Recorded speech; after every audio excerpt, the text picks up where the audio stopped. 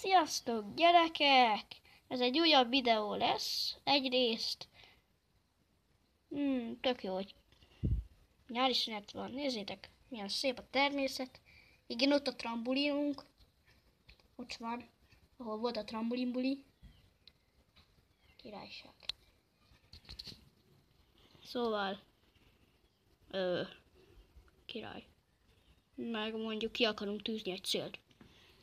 Hát igen, mondjuk legyen 50 like fölött, megmutatjuk a kamerásunk arcát. Nem hittem, hogy ez a pillanat is el fog jönni, de ezt megtesszük. Szóval valami hosszú videót szeretnénk most csinálni, mert az nem szokott lenni olyan sok.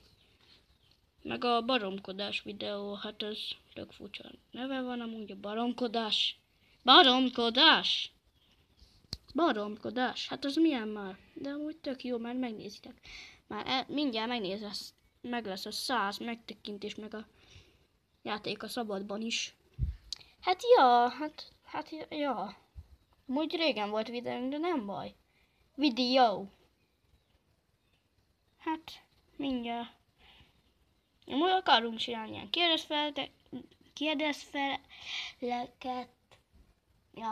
kérdezfeleleket, mert most így a kommentbe írjatok ilyen kérdéseket, meg hogy mit csináljunk a videóban, és akkor azt majd megcsináljuk abban a videóban.